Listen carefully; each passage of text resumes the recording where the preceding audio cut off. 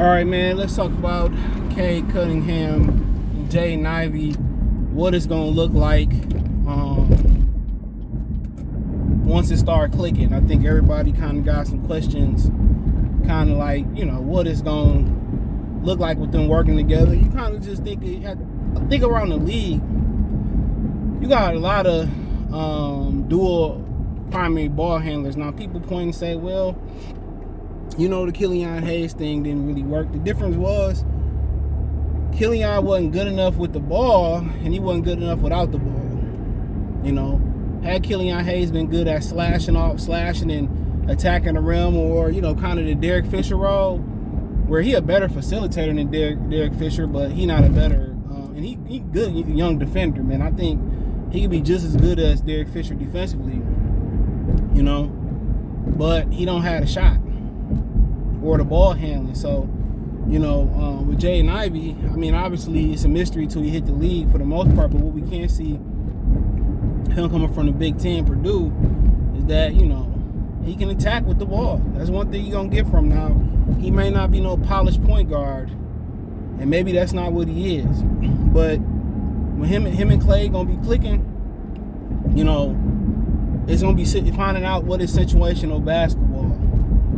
And then what's the daily schedule for them? Now, I'm gonna say daily schedule, kind of like what is this gonna look like, in regular NBA situations? Is it gonna be like, Cade with the ball and kind of Jaden working off of that, them moving Jaden off the ball, off ball screens, off pin downs? Is it gonna be controlled isolation between Cade and Ivey and Saddiq Bey, where, they clear out the side for every now and again? Is it going to be, Hayes with the ball in his hand at some point, or Bey with the ball in his hand, and, he creating for Ivey and Cade coming off screens? It could be Ivey, getting the ball and getting downhill and attacking and kicking out the Cade. It's going to be interesting to see kind of where it click at, where be they common ground. Situational basketball, okay, closing out the quarter, we just gonna go with the high hand, or closing the game out, this is what we gonna do, we gonna give it to the high hand, or we gonna give it to Cade, we gonna give it to Ivey. It's gonna be very, very interesting to see, what that look like. Contrary to people believe, you never know, Ivey could be the best player. What if it could be Bey? What if Hayes come out of nowhere and be really, really good? So, I kind of look at it. It's a lot of examples over in the league. I remember a lot of people probably don't remember this backcourt, pretty smaller backcourt, obviously. David Wesley and Bobby Phillips. They worked pretty good with the Hornets back in the day. They worked really good with the Hornets. You know what I'm saying? You look at Pippen and Michael Jordan. Michael Jordan could facilitate, but he needed Pippen to facilitate. So, it's going to be interesting. It's going to be interesting. Garland and Colin Sexton kind of couldn't click. They never got an opportunity to fully click. But when one was removed, Garland really took off. And obviously he was healthy too. So, but the difference is here is you got two guys who are above average for their position. Ivey is 6'4" and probably still growing above average for the point guard position. And Cade is a big guard regardless. With the buck, without the buck, arm length, height, and he's still growing. So, but I'm interested to see how it works. I really am. In my mind, Cade's so good at picking when he want to go into kill mode. When he kind of got a good feeling when he need to pick it up.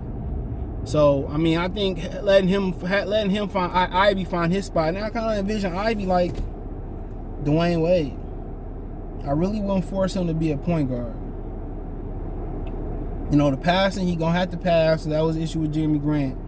I think he's more of a willing passer. But I would just say, man, go be Dwayne Wade. And obviously that's steep comparison. I just mean as in a prototypical way, as far as just go out there, attack, get your 10 to 15 footer down pat, get to the rim, finish through contact, get to the line, and play your game. Now whatever you give us, from the 3-point line, that's just a plus. But I would tell him, man, go be Wade. When the right player is there to facilitate and make that extra pass, learn to control, your speed. And that's going to be a big thing for Jaden Ivey. Learn to have controlled bursts. I would say go do that.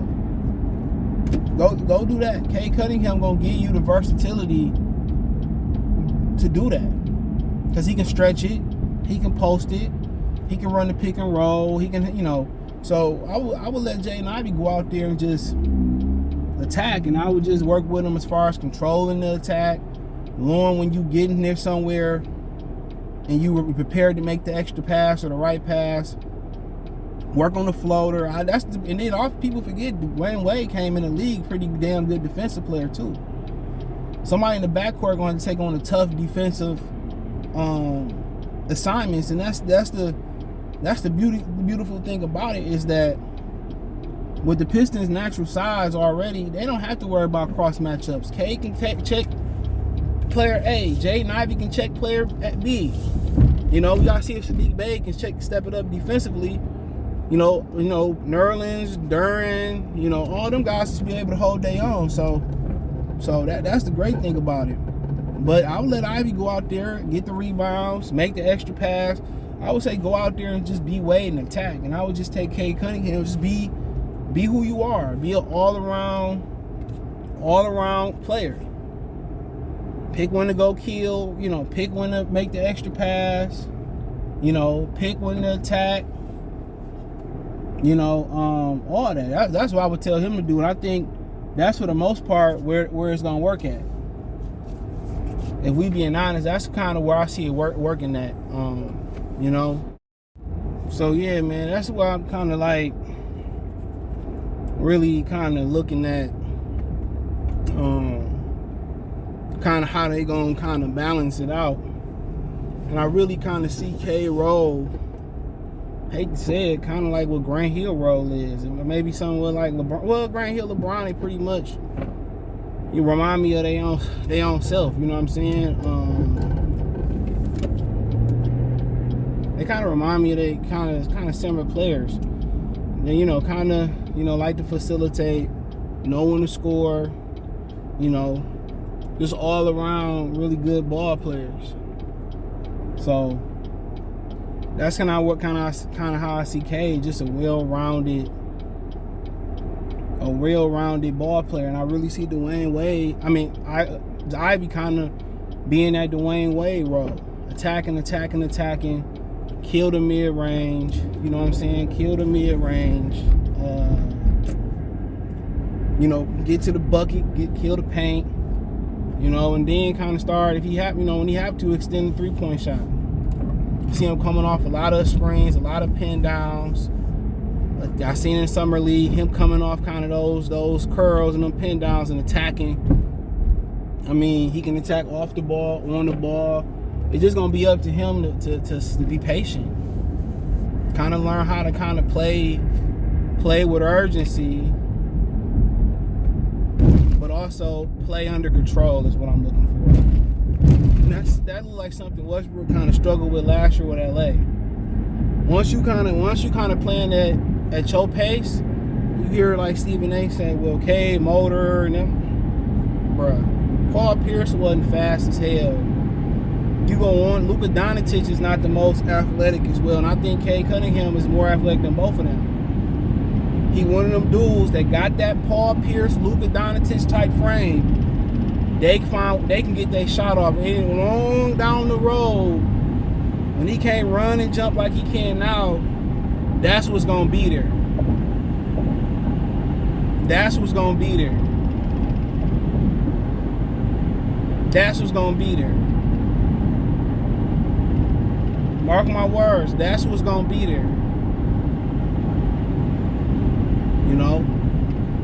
And once Ivy learn to kind of find that control that Cade Cunningham got, I'm gonna pay at my pace and I'm gonna kill that shit.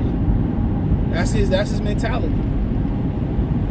Once Ivy be under pace and let the game like really come to him, it's gonna be a wrap. And I just think playing under control, finding his own pace, learning to still be durable, not being on the ground as much as Wade. Floaters, I'm really concerned about the floater. That's what I'm really gonna, and just, you know, being under control. Once he get the floater under control, man, it's just a wrap. The shot gonna come. And that's what the Pistons they missing. They was missing Durham and Ivey, the athleticism. The shooting I'm not too concerned about because Casey is teaching them to keep chucking shit up when they should be playing to their strengths. And this team's strength is running. That's what it is, running and attacking. If you shoot threes like, I'm going to say Langston Galloway, Magruder, Cade, Bay, Burke, and etc., Kelly Olynyk, shoot them motherfuckers. If you good at attacking the rim and attack the rim, that's the problem. That's the problem. That's the real problem. He want them to be everybody, you know, just keep shooting. Nah, man, I see them take fast breaks. I seen them take fast breaks and end up with a 3 attack. The team is too young not to be running, bro, and walking the ball attack. That should be the key. That's defend and attack. Nothing else. Nothing else. We're gonna get to the line. We're gonna make free throws. We're gonna put you in foul trouble. We're gonna run you out the gym. Attack. You know, the other end, we're gonna make you work for everything you get. And that's why Casey ain't really the guy for the job. And I'm just being honest, bro. You can't just sit here and say, I got a team of fucking slashers and dunkers and I'm gonna just keep shooting threes. Nah, dude, it don't work like that. It don't work like that. And that's kind of pretty much how I see it coming. Cade doing everything, picking when to score, and Ivy just playing that way role, attacking, defending.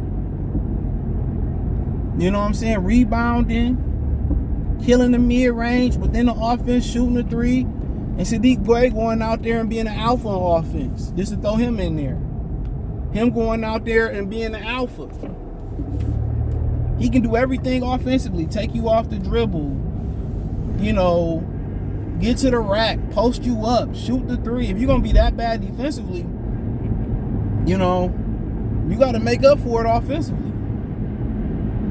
You know, he kind of remind me of the Hawkinson of the fucking Pistons. You know, underused, you know, misused, you know, and they need to be abused offensively.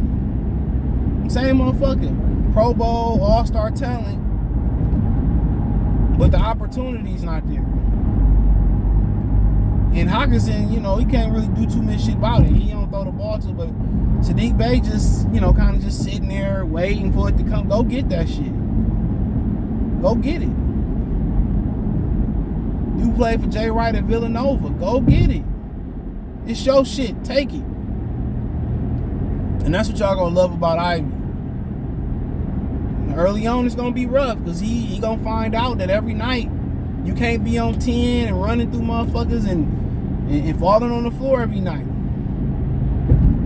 Go ask your big bro John Morant. Can't do that every night. You gotta find a way to be controlled. You gotta find a way to kind of, you moving fast, but it's like slow motion for you. And you just playing at your own pace. And that was the crazy thing about Jordan. That's the one thing, when Jordan became a veteran, you know, Grant Hill didn't get that opportunity to do so. But when Jordan became a veteran, and he figured out that, guess what? I ain't got to blow by everybody. I ain't got to jump over everybody. He learned the finesse side of things, and that's Ivy gonna be learned. Russell Westbrook still ain't learned it. But when it's clicking on all cylinders,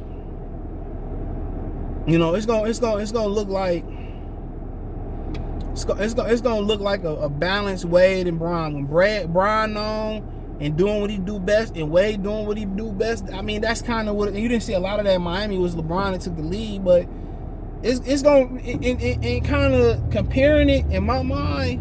I'm not saying it's gonna look like this, but it's gonna look as fluid as the relationship between Bobby Phillips and David Wesley. That they had I seen them play in person at the Palace back in the day, and they just clicked so well. They was smaller backcourt. They clicked so well. That's kind of how I see it clicking. You know what I'm saying? They play so well with each other and off of each other. That's kind of how I see it clicking. Kind of like Kobe and Shaq. They ain't like each other, but they click well. That's kind of where you see the relationship going. Just fluid. So, but yeah, I kind of see that role. Cade just being balanced, and Ivy just being the speed, the attacker. The mid-range guy. Being like Wade. I think I won't say that's the comparison, but that's kind of where you kind of want to see him at. And eventually if the three-pointer come, it come. With his speed, man, you have to worry about it. It's just going to be pace.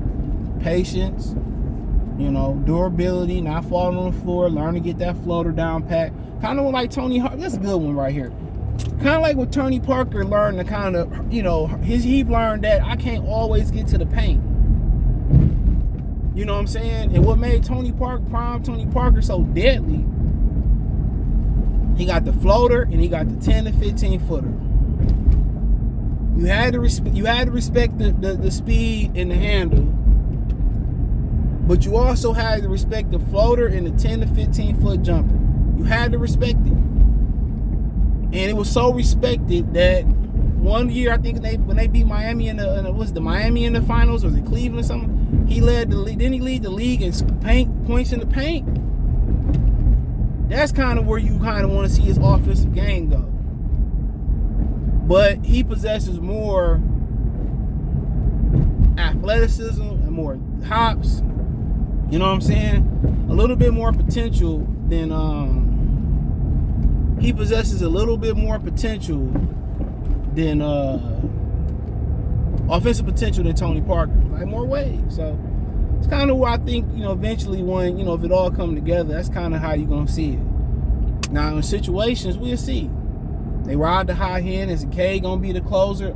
Your guess is as good as mine, but I appreciate y'all. Check out Detroit Piston Talk playlist. Thumbs up the video, share the video, subscribe to the channel. Next subscribe button is the bell icon button. Hit all notifications. Increase your chance to get notification. We go live and drop a video. Financially want to support the channel. Cash App, $CJ Good 313. Venmo, CJ Good 313. PayPal link in the description. Hit the link tree. You can find me on Twitch, Twitter, Instagram, Spotify, Anchor, Cash App, Venmo, PayPal, Apple Podcasts, Google Podcasts. Spotify, Anchor, Cash App, Venmo, PayPal. All that's in my link tree, man. Appreciate the love and support. Peace.